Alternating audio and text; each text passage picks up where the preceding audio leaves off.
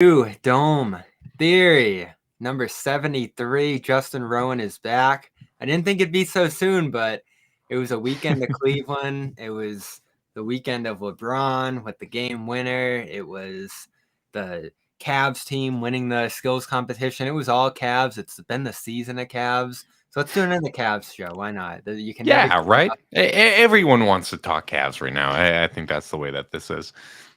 Well, this is great. You were there in Cleveland, Ohio, down from however many feet of snow have piled up on top of you and up in Canada now, which is looking rough. We're gonna get like 7. You probably have like 40. Yeah, it's been a lot. I spent my lunch break today shoveling enough to get some light back in my house. So that wasn't the most fun in the world, but as you can tell from my voice not being all the way back, I did have one hell of a weekend, and it was a very good time. To be back in Cleveland, Ohio, and the city looked fantastic. Everyone I talked to seemed to have a really good time and enjoy the good food and the good people there. So I definitely think it was a successful weekend.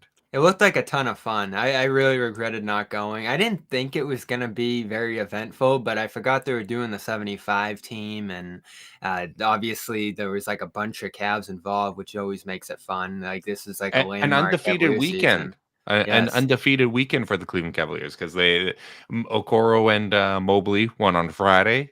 They won the skills contest on Saturday, and then Garland and Allen got it done on Team LeBron. So a very successful weekend for a Cavs team that was going into the break with back-to-back losses. Closing effort for Allen, too. I didn't expect that over Jokic. We'll get into You love that. to see it. Big minutes against Embiid late. It was an awesome game, but let's just go through your experience. I'm not going to talk a ton on this show. I just want to hear what it was like to be there.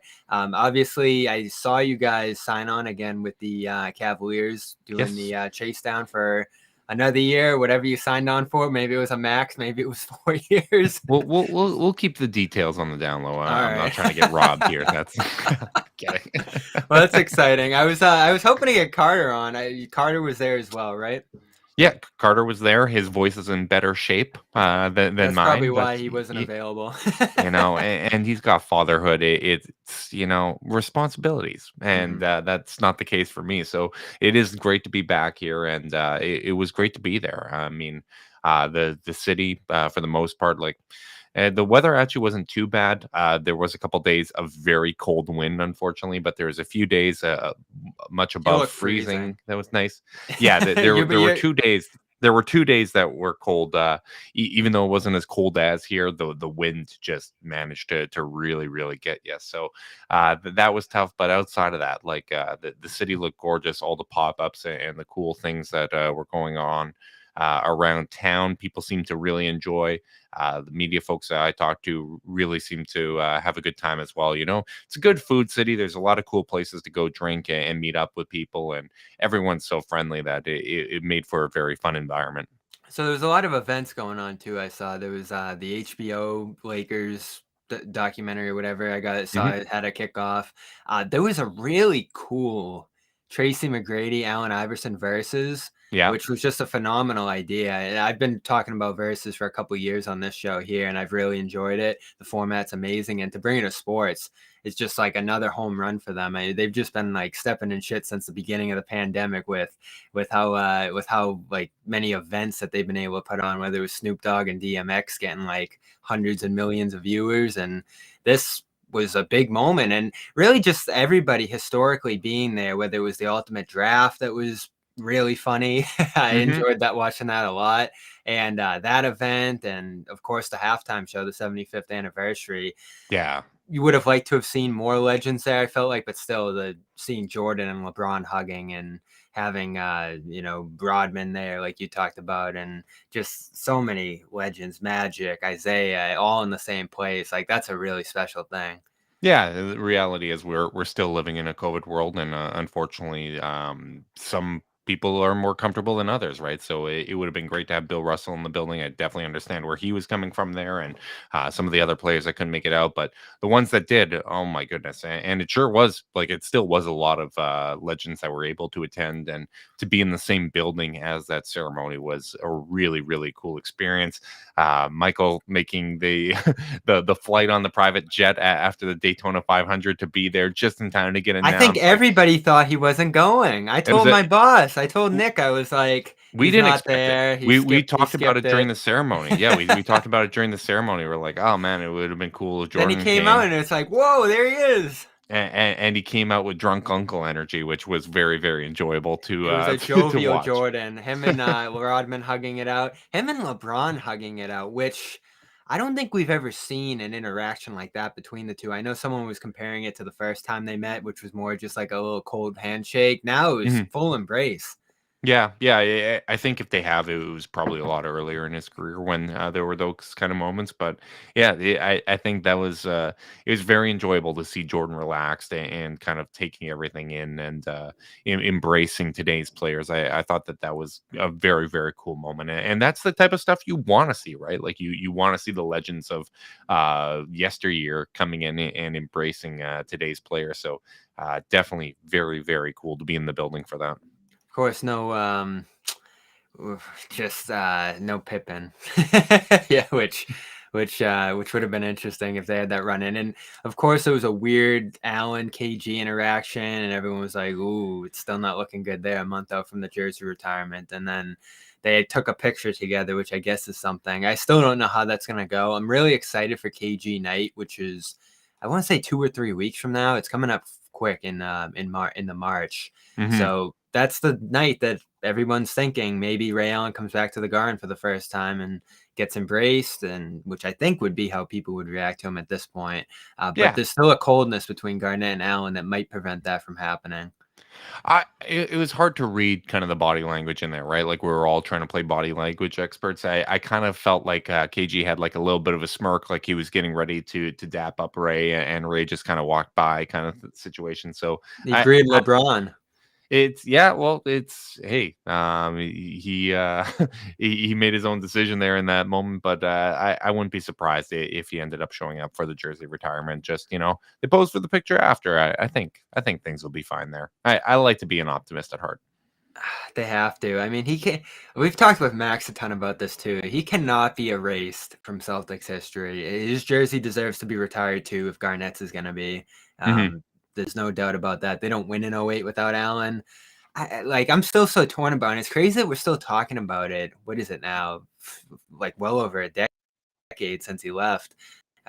This thing still a decade later to me is pretty insane. And to have like kind of cold feuds, like I guess you could call this whole Pippen and Jordan situation, which is way older now at this point, is so strange to Hmm. me. And you look at Well, these I events mean like that's a pretty this. new feud. That's a new feud because that's the start of the pandemic with the way that Michael portrayed him in the documentary, right? I think that's where a lot of this came from. Is he didn't like the Jordan The commercial Last that was, Dance, yeah. yeah, he didn't like the Jordan commercial of The Last Dance, right? And I think it definitely kind of struck a chord there. And even when we were having our meetup party at Flannery's in Cleveland, we had Dennis Rodman roll up in there and buy everyone in the bar All shots. right, And let's talk about and even that. then, he was asking people in the crowd if they thought that Mike and Scotty talked to each other. That was one of the things that he was saying when he was holding court and whatnot. So I think that was definitely a unique experience. But I think recent history with Mike and Scotty is what's kind of driving that feud. There was a moment where they were all taking a picture on the stage too, I saw, and Rodman just like threw off the 75 jacket, and I don't know what he was wearing underneath, some sort of sweatshirt. I think he wore the same thing to the bar probably that you were at. It was pretty interesting outfit he was in, but man, he was in full Rodman form. It was good to see him there, but he's still Rodman. He really is. So how was that interaction with him? Weird. Like, it was weird. It was great. It was surreal. It was everything that you would expect. Yeah, I mean, it's Dennis Rodman. Now, I am now 1 degree of separation removed from Kim Jong Un, which is quite the quite Wow. the way to live a life. There might not have been a shower since. It might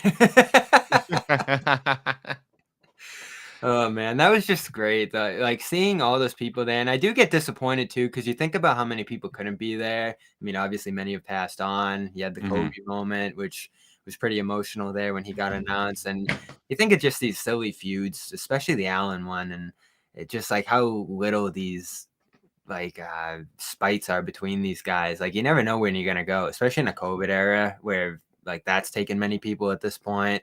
You think like these moments, the rare moments where everyone's able to be together and celebrate those situations would prevail, but there's still these feuds that you gotta hash out here. And I think it's interesting too, LeBron being back in Cleveland. That had its own ceremonial aspect to it. This almost strangely became like a mix of all right, the Cavs are back and let's celebrate LeBron because this is where he started his career and this is where he made his legacy and blah blah blah blah blah. And those sort of things were butting heads the whole weekend because LeBron really made this his own like ceremonial return through holding Shocking, right? court at press Very shocking. conferences. And listen, the fade away for the winner was pretty epic That's in that incredible. house. You couldn't Yeah. have scripted it better, right? Like, And you I had knew when it was going up that was going down. You had Steph Curry doing an all-time shooting performance, and then down the stretch, going 1 for 9 there, not able to break Anthony Davis's record.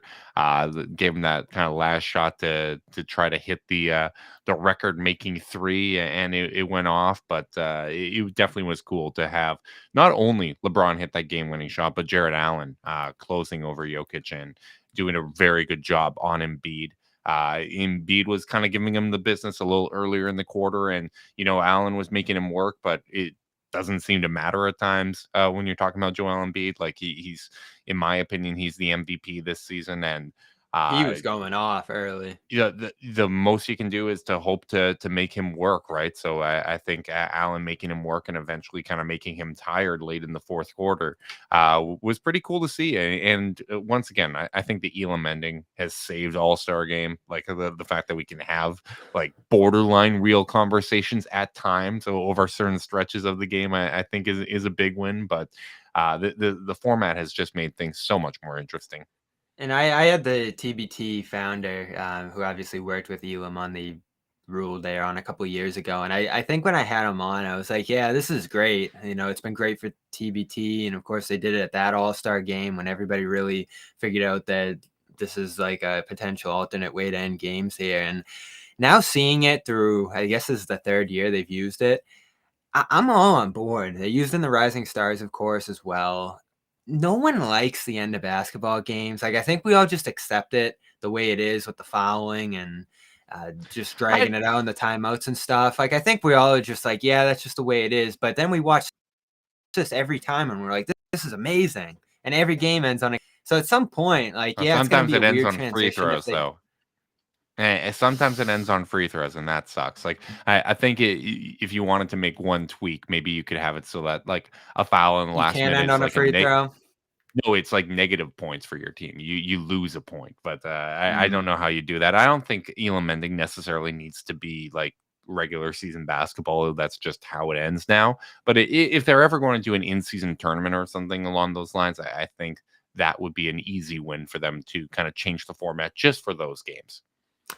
Yeah, I mean, there's trade-offs for sure. Usually you're shooting free throws at the end of the game anyway, so it's like a big free throw shooting contest in the last minute or whatever it is to begin with. And it probably helps get things done in a more exciting way in a like close game, but a blowout would probably be a little more monotonous trying to reach that score. It's just I think the only reason people oppose it for the most part is that it's weird and different, and it wouldn't take that long for people to start buying into it. So I'm Mhm. there. If they ever wanted to do that, maybe I heard Simmons on his podcast today saying like maybe that's the in-season tournament, or that was actually the mismatch. KOC and Vernon were talking about that. Yeah, That I would would be be an on board interesting for spot that. to try it out. Yeah. Yeah. So it's been great in this game. There's no denying that, and the Rising Stars certainly as well. It benefited that quite a bit. That was a great game too. Oh Obviously, yeah. as you said, Mobley, Okoro involved in that.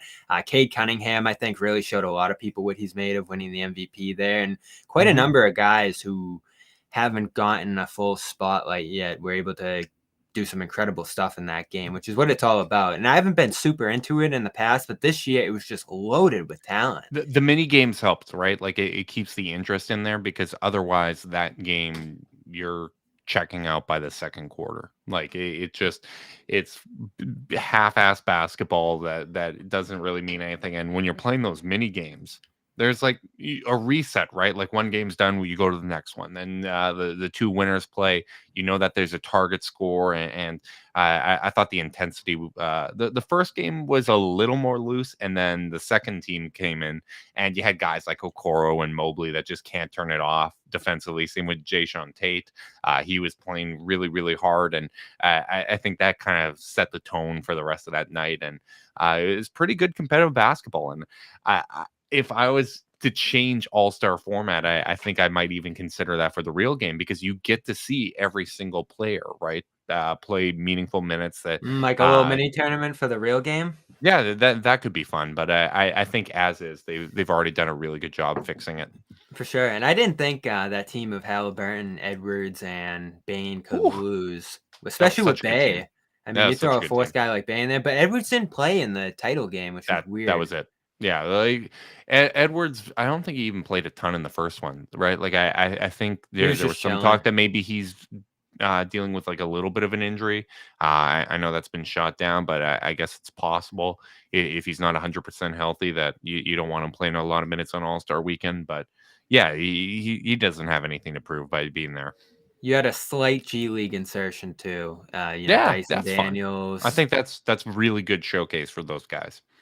Yeah, I mean, I don't think a ton of people notice them, but it's a good idea of trying to force them in because if one of them potentially did end up having a big game, everyone would be like, "Whoa, who's that?" But It's also didn't end up another happening. incentive for players that want to skip college and go to the G League, right? Like you Thousand do this percent. and you have the chance to compete on All-Star Weekend. I think that's a major draw. And maybe they'll end up getting in the dunk contest. I know they had one G League guy try it last year or 2 years ago at this point. Who knows what year that was, but didn't work. That wasn't a good event again. I wouldn't Got be to witness surprised if some people. history, one of the worst dunk contests ever. I wouldn't be surprised if people were leaving. I didn't.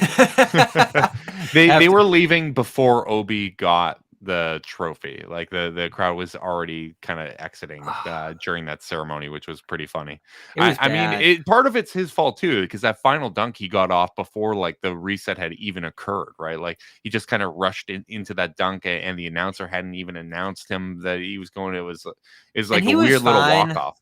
I like the one that finished it off the backboard and in. The He made tried that dunks one were earlier. fine. The made Yeah. dunks were fine. The problem was the field goal percentage in the dunk contest was lower than the 3-point contest, and that Oh. can't be the case. I mean, it felt like Jalen Green could barely dunk at times, and Cole too. I mean, he put the shoes on, he could barely get up there. Yeah, the The, Tim's sapped his legs. That was not the smartest idea, and it also took 10 minutes to tie. to set it up, and then he had like that spinning one where in the air that would have been good if he got to. It just took him forever, and Obi was fine. Like if he was like fourth place with what he did, that would have been great, and even third place. But he ends up being the winner with what he did, which wasn't great. It felt like by default. And the stupid NFT thing that Green Green did there, I was like, what? It was just like, is he gonna wear it? Then he took it off and just kind of did a normal dunk. It was a disaster.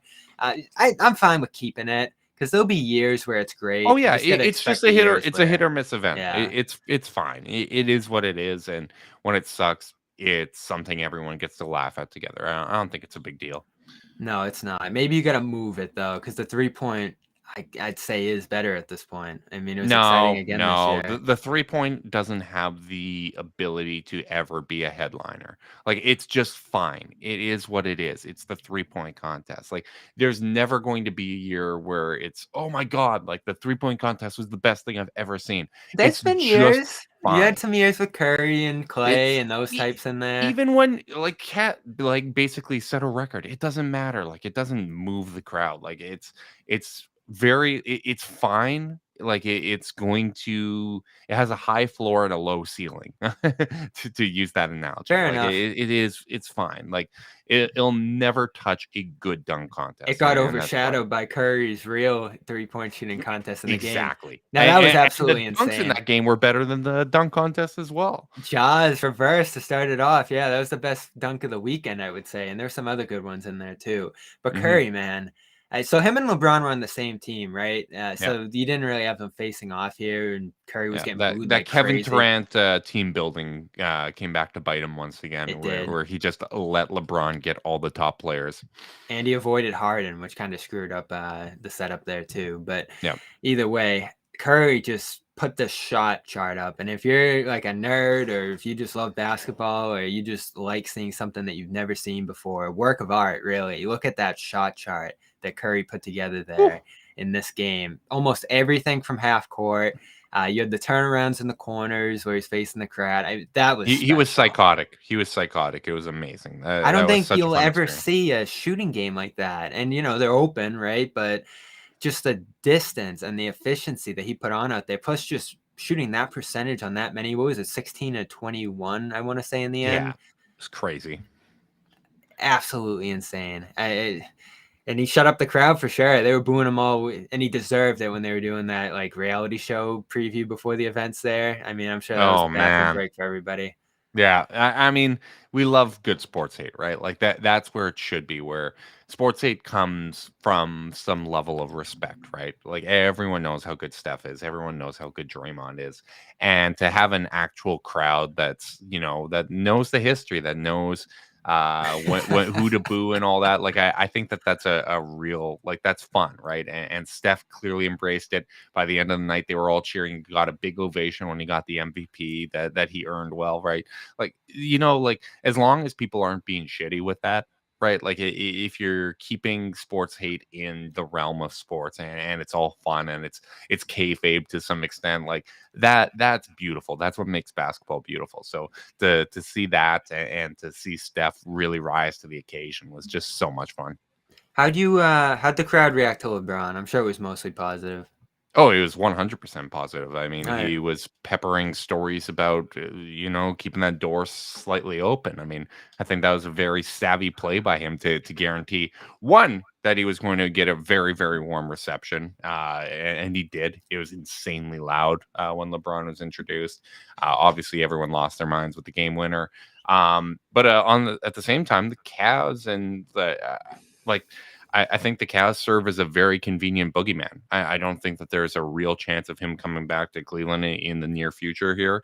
And with the Cavs being so good, they make a lot of sense for a guy that really understands leverage and how to use it. Makes sense to bring them up as a possibility, right? Because everyone can see that as an easy storyline. And I don't think that he's going to be leaving LA, but clearly with the Lakers kind of sitting on their hands, he probably felt like he needed to do something to get them moving again. So I can't believe we're having this conversation already. I think we teased it last time we talked, just because it became like a whispering thing, like, oh, the Cavs looking pretty good. LeBron's free agency's coming up in a year. Maybe there's a reunion there in the cards. And like you said, he didn't close the door on it. He was praising Kobe all up and down. He was praising Sam Presti for some reason, which was kind of, he's just doing Yeah. all these That, smoke that that's how signals you to know it's LeBron. really leverage. That's how you know it's really a leverage play, because Sam Presti doesn't Yeah. deserve that. I think the only ovation larger than the one that LeBron got was Mike, because nobody expected him to be there. Like we're getting to the end of the ceremony, and then all of a sudden Michael Jordan just comes out of the tunnel, and like everybody was so shocked because he had not been there for the weekend. We knew, like we saw him on TV at the Daytona 500 like 2 hours ago. It was So, unreal. so for him to make that surprise appearance, I think was the only time I heard it as loud or louder Maybe the all Kobe weekend. moment. Those were all pretty loud. Yeah, that was pretty cool too. I kind of wish that they let it breathe just like a hair more. Yeah, they blew through it. But yeah, it's when you're announcing that many people, I understand why you got to keep it moving. For sure. So where are you at on it? I know you don't think it's possible. Let's say it is in the cards, And the Cavs have to make a choice here. Do they want to do this or not? I understand people on the Cavs side, Cavs fans, saying that they don't want to go through this LeBron experience again, even if he rounds us out perfectly. And there is a trade this summer. If you think about maybe packaging up like Colin Sexton a sign and trade, I'm sure you'd be fine with that. Markkanen's got a big contract, and then there's like You would one need other 40 thing. million. You'd need 40 SETI million salaries. SETI would be the third guy there. So that matches depending on how much money Sexton wants, which could be a tricky like sign and trade hard cap thing for the Lakers there. But there's a real How chance much here. money Sexton wants doesn't really factor in, right? Because that's not money clearing off the Cavs cap. Like it would just be whatever his cap On the hold Lakers is. side, there's a hard cap to bring in a guy in with a sign and trade. So that would be Yeah. the only difficult, depending on what happens with Russ, right? I don't know how they end up getting rid of him in that scenario. But either way, the Cavs can make it work here. If he wants to come after the contract is up, I'm fine with it. Like it's one of those situations where now it's a different environment, right? Like the Cavs have built something very good that's looks to be sustainable moving forward. And if he wants to be a part of that, and that's a different than them coming to him with their hat in hand, right? Like Yeah. in the past, I would be open to that. But in terms of giving up like significant assets and like really kind of emptying the war chest to trade for LeBron, I can't see the motivation to go and do that, right? Like You get I him in a could, year earlier, 39 versus 40, I'd say. It but might be a big difference there. yeah, but they're not in a position to go make a 1-year run, right? Like you're still talking about Garland, who's 22 years old. You're talking about Mobley, that's 20. Like I don't care how good LeBron is, you're probably not winning with that much inexperience around him, right? Like basketball is still a team sport. You don't have guys win prior to 26, and LeBron, like he's still incredibly good, and I would favor him over a lot of guys in a playoff series, but he's probably not a top 3 or even top 5 player anymore. I don't think you win a championship. So if you're not winning a championship automatically with him being here, I'm not giving up a whole ton of assets in a trade, especially multiple first round picks that would Ooh, that's the impact one, right? Yeah. that would impact your ability to trade future picks down the road. Like I think the Cavs are in a very good position if they want to make a consolidation But move. we've talked about finding the star, right? You want Jalen, not happening. But No, Jalen's not happening, but, like, let's say DeJounte, who's got 2 years left before unrestricted free agency, like, if the Cavs want to go after him if he becomes available, or any disgruntled young player, they're in a good position to make a consolidation type move and build something that's sustainable. I think Evan Mobley is probably gonna be the star, like, I think he's gonna be the number 1 guy at one point here, but, you got Garland, who's already an all-star and seems to fit in pretty well there. He's only going to continue to get better. Jarrett Allen's going to get better. I think they can take a patient approach and continue to build something sustainable. So I don't think LeBron wants to leave LA either. I think he just wants to put the pressure on them and get them like acting, right? that's Like fair, right? Because he's watching kids' basketball games and he's doing movies and he's doing off the court business ventures. Like those are all there's a real incentive to him doing those things there in LA. And I think he's kind of sent the signal that yeah, the basketball is important at this point, but the business is right there too. And we're doing all this stuff out here in LA. I mean, he never went to the Lakers for the basketball. mhm. Like it's good that they got Davis there and that led to a championship with the bubble and everything like that. But there were other reasons that he went there, and those reasons will probably keep him there. This is the perfect time for the Cavs to make a move like this because, yes, the guys are still pretty young here, but if you have LeBron rounding it out at the center, and I guess this is kind of the point of contention is whether LeBron's still that guy. I was very surprised when I was talking about this on Twitter to see responses like, oh, LeBron can't get it done. Look at what he's doing with the Lakers. It's like he's scoring 29 points a game. He's still Yeah. almost 7 assists a game, carrying this team night in and night out. This is one of the best seasons he's had from a scoring perspective. So I don't think there's any question of whether he has enough to lead a team to a championship at this point. I know the East is a little bit better, but you put him on that team, and I'm not talking about ripping out Garland or Mobley or like No, you yeah, I got to get keep that. those guys. But if it's Sexton, Markkanen, and SETI, I like that. Even picks. You know how I feel about first round picks. I'm ready to throw them out the window. I get the value for a team like Cleveland, but if you get this one shot, let's say maybe 2 shots at going for it all with LeBron at the center of this, I know there's probably a pride thing to getting this done without LeBron for once, but there's a reason that he's been the only guy who's ever wanted to go back to Ohio in free agency there. Like this is just Hey, his thing. Lowry marketing, baby. He wanted to force his way there in a sign and trade. Karis LeVert, he's excited about it. Like He's from there too. yeah, You Karis gotta be LeVert's from coming there to home. understand it. Yeah, exactly. So I don't see it. I don't truly believe that he wants to come back. Like, I don't think he wants to force a trade to Cleveland. But if after his contract's up or the Are you last year of excited his for career, it though, if it's in the cards? I'd be fine with it. Like I would get excited to see him put on a Cavs jersey again. I think it's kind of neat that the only like times we've seen LeBron in a Cavs jersey is with him basically since he's been a young player, like being the best player in the world. Like Mhm. it's kind of nice that you don't have that old LeBron in a Cavs jersey ever in your memory, right? But if after his contract is up, I'm open to it. I'm not making the consolidation move for LeBron when I feel like you can have sustained success for a very, very long time if you do it for a player that fits the timeline. Like, I just think it's not responsible team building. I respect the amount of experience you need to actually go out and win a championship. And, like, especially the reality of his body's breaking down. Like, he's Mm. not able to stay healthy anymore. I really don't think that if you made that trade that you're kind of outlining, I don't think they'd go out and win a championship. Like, it's nice to think, but I think the core is still a couple of years away, even with LeBron. My concern's less that, and it is a concern. I see the reason why the Cavs would say no being the allure and just the gravity and the control that he has in these kind of situations that we're seeing play out with the Lakers right now. I could see not wanting to impress that upon Mobley and Garland and having these guys kind of have to form their games to playing around him and all the different kind of stuff that just comes with LeBron. And it's not a positive or a negative thing. You're always getting the positive out of him being there, but it's just part of the package, just the LeBron effect or whatever you want to call it, just the experience of having him there. I think that could be a little weighty for some young guys. Yeah, I mean, it's possible. To me, it doesn't even. That's not that high on my list of thoughts when it comes to this. Like, I just can't see him really wanting to come back at this Yeah. point. Like, not force a trade to the Cavs. I think that would be a tough look as well. And if he did hit the trade market, I think even in a 1 year scenario, I think there's other teams that would be more interested. Like, if you're the Golden State Warriors and he's available, you can make How LeBron for goofy would Wiggins, that baby. be? LeBron for Wiggins. There's some real goofy LeBron scenarios this Bring summer, the which is just whole thing absolutely full insane. circle. Bring the All whole thing because of full a circle. stupid Russell Wiggins, Westbrook trade.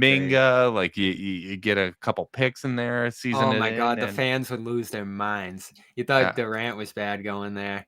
no, No, there's some real wacky scenarios that are possible this summer with LeBron just because, man, they have no outs there in LA. Like they are just no. stuck with what they have there, and it is not good. In fact, you think of all these guys they brought in: Melo, Dwight, Rondo, Bradley. Like they actually got some decent guys in the door. None of it worked. And I don't think they're gonna have better options next offseason. I didn't even hate the Russ thing at first, but Oh, then I you just thought despised it. about, I yeah, despised you, it. you actually thought about how they fit together, and there was just no way it was gonna work. Like you just said, oh, they'll figure it out, and it wasn't gonna happen.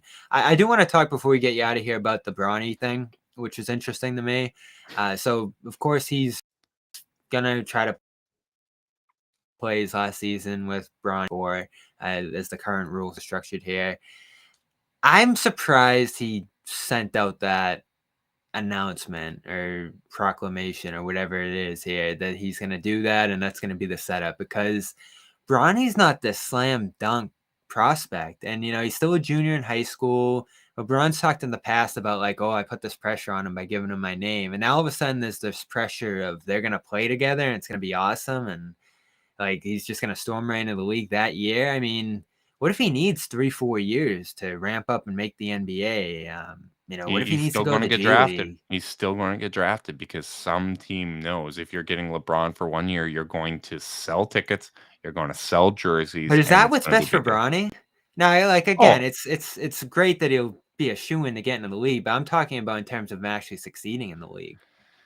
I think the idea of college basketball, like giving you the seasoning and experience you need to make in the league, is something that is perpetuated by college basketball. I don't think it's actually real. Like college basketball is shit. It doesn't resemble real basketball. Yeah, he It's shouldn't go it's to college. awful. Like if it causes him to come out a year early, and what ends up happening is he spends time in the G League and he's around pro trainers and whatnot, like that's going to help him more than college. Like I just don't buy the narrative that like it could cost him the college experience that would make the difference on his career. Like it I don't he doesn't seem like he's a great prospect. He'd probably get some second round consideration, and this is a way to get him into the league. And I think there's a very, very obvious location where this could occur. And I feel like it's the most likely and hilarious way for this to play out. And Where's that that? Bing bong, baby.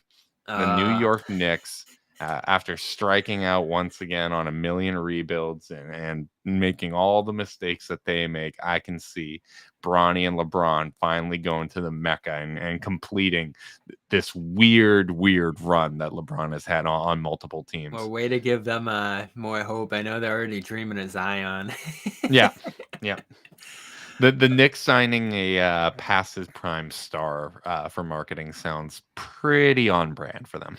Well, the best move you ever made was not going there in the first free agency, for sure. Despite what benefits that might have been off the court there, man, that was a rough stretch after that. That's about all I got here. We talked All-Star, we talked Curry, we talked LeBron. How you feel about those Celtics? Last time we were ready to burn it down. Now they've won 16 to 21, best defense in the league. I They've adore the Derrick White addition. I yeah, think that makes such a big difference. He's such a lineup completer. I think that is a perfect fit. Boston was peaking at the right time heading into the break. I think 50 that piece on the Sixers. That was insane.